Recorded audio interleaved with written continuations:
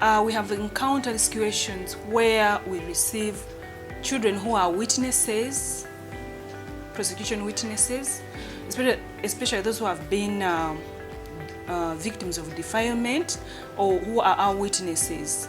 Most of them, they find the courtroom very strange and they are unable to express themselves very well.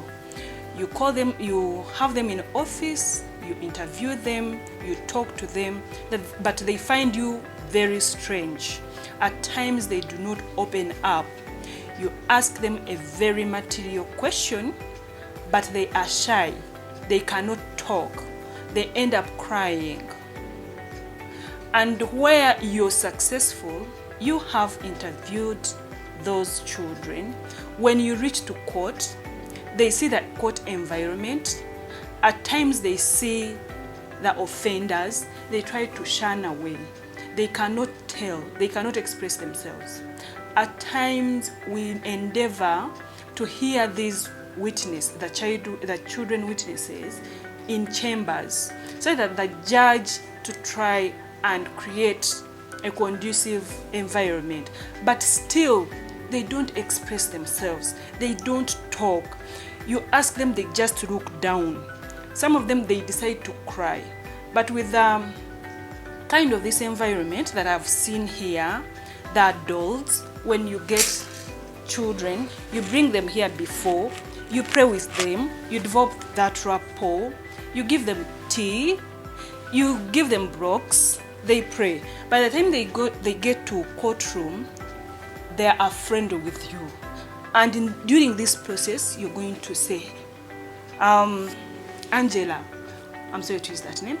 Angela, we are going to go to court. This is what we are going to find to court. While you're developing a rapport, while you're praying with the child, when you reach to court, it will be easier for you to get the information from that child. I think this is a very good initiative. It is going to help us so much to lead our witnesses in court. After all, they will know that these are my friends. We've been together, we've prayed together. So it will be so much and very simple and very easy to get the facts from this child while in court. I think it will be so easy to get information from the child witness because this is a child-friendly environment. When I entered here as an adult, I also felt so much calm. The environment is so beautiful. I think when a child steps in here, he or she will feel so calm, will feel so lovely, will not feel so intimidated at all. That fear is going to be taken away from the child. I've seen a fridge, I've seen a provision for tea. Some of our witnesses, they come from very far.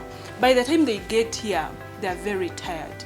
They are very hungry. But if the child comes and you offer something to eat or to drink, that child will feel loved, will feel calm, and he or she will be able to open up and give you more information, even what the child did not disclose at police or to the parents or to any other person. This child will give you more information. And I think it is going to be successful.